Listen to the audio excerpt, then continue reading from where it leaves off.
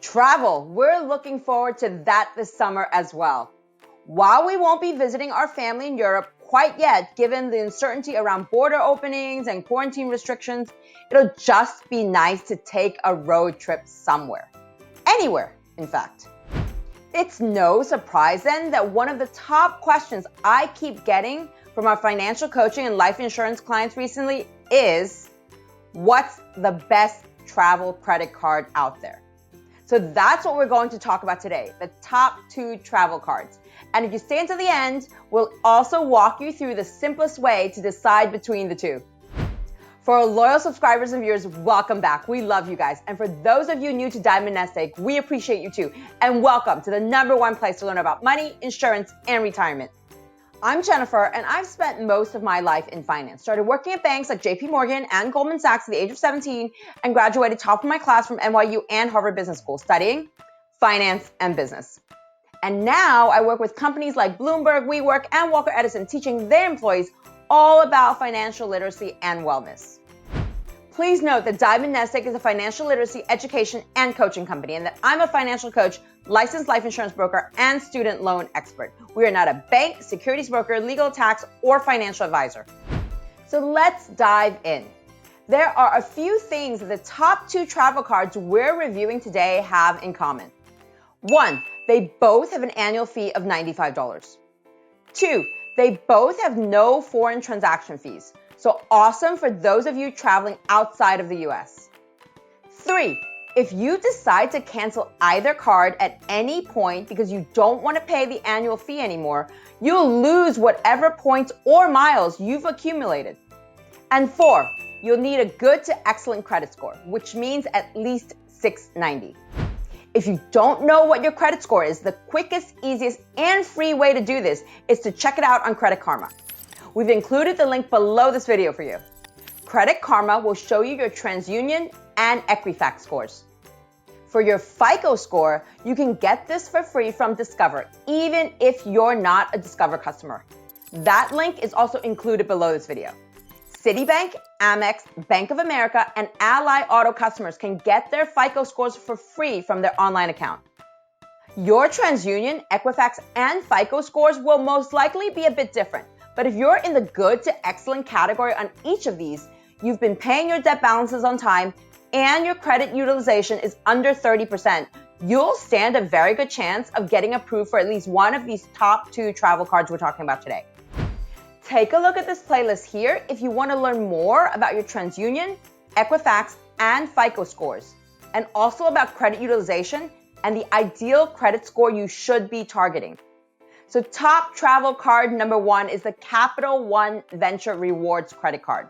It's the go-to travel card of choice for most of our clients. For a limited time only, you can earn up to 100,000 bonus miles as a new card member when you spend $20,000 on purchases in the first 12 months from account opening. No sweat if you're not planning on shelling out $20,000 in credit card spending over the next year though, because that's a lot. You can still earn 50,000 miles if you spend $3,000 on purchases in the first 3 months.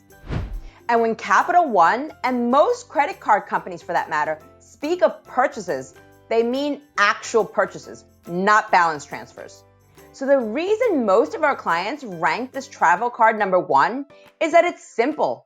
You earn unlimited 2 times miles on every purchase every day. No categories to keep track of, no caps.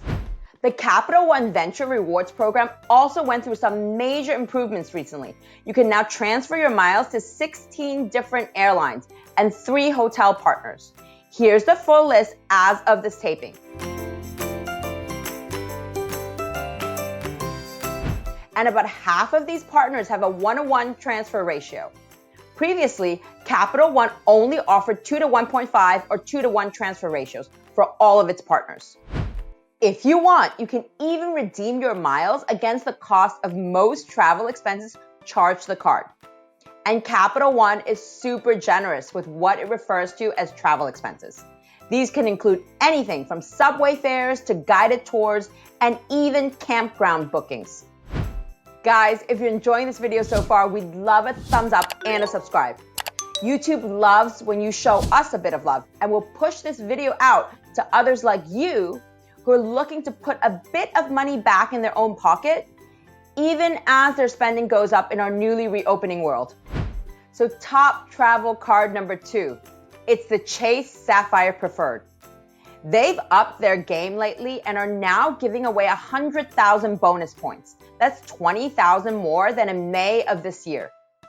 You get the 100,000 bonus points after you spend $4,000 on purchases in the first 3 months from account opening. And again, purchases do not include any balance transfers.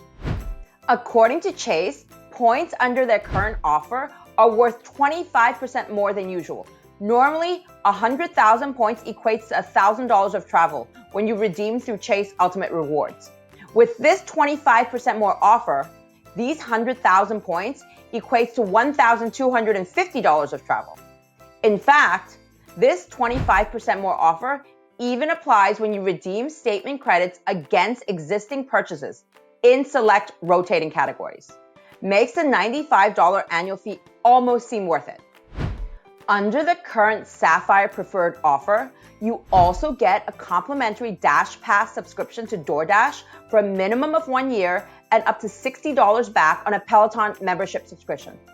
Something to note with this card is that you're not eligible if you already have any other Sapphire card or if you've received a new card member bonus from any Sapphire card in the past 48 months. Now, I have to say it's a close call between these two cards and which is better. The only reason that the Sapphire Preferred is our runner-up is because of all the categories you need to deal with. 3 times points on qualifying Lyft rides, 2 times on dining, and 1 time on everything else. We just like our credit cards to be simple when it comes to rewards and cash back. No rotating categories, no caps. It's too much for me to keep up with, but if that doesn't bother you and a travel card is what you want, the Chase Sapphire Preferred is a great deal, especially with this juicy bonus that they have right now. If you're thinking to yourself, I also want a simple cashback card, and you're watching this video before July 31st, 2021, then take a look at this video here on Venmo's double cashback offer that they're running on their credit card right now. You get 6% back on your highest eligible spend category, 4% back on your second highest eligible spend category, and 2% back on everything else on all purchases through the end of the year. But again, you need to apply before July 31st, 2021. So how do you decide between the Capital One Venture and the Sapphire Preferred? The quickest and easiest way to do this is to simply go to their websites and find out if you can get pre-approved for these cards. Getting pre-approved won't have any impact on your credit score, and most major credit card companies offer this option nowadays. Capital One and Chase definitely do. Because the last thing you want to do if you're a bit uncertain about your chances of getting approved for a new credit card is to apply, get rejected, drag down your credit score, and by doing so, increase your chances of getting rejected again by the next lender. Now, if you're only pre-approved for one of these travel cards, then the decision is relatively easy. You go for that one. If you're pre-approved for both, here are some of the questions you should ask yourself. First, will you spend enough to qualify for those bonus points? Second, who partners with more of the airlines and hotels that you like to book with? Third, what is the transfer ratio of the rewards? Is it mile per mile or is it 2 miles per every mile? Mile per mile is the ideal scenario here. Fourth, do you want to keep your rewards simple? So just 2 times on everything, like with the Capital One Venture card? Or do you not mind different reward tiers for different categories? If you're pre-approved for neither of these cards, well, you'll need to take a look at improving your credit score. You can check out our video here on the top ways to improve your credit score and what lenders look for when deciding whether or not to issue you new credit. And I need to say this whenever we do any sort of credit card video like this, only get a new credit card if you're able to pay off your balance at the end of every month. If you're already having trouble paying off your existing credit cards, you shouldn't be getting any new ones.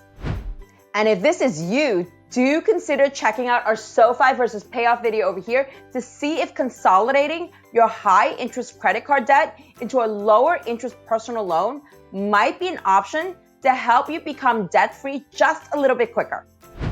Thanks for watching, guys. If you enjoyed this video or learned something new, please give us a like and a subscribe. We'll be back next week with another money-saving, wealth-building video just for you.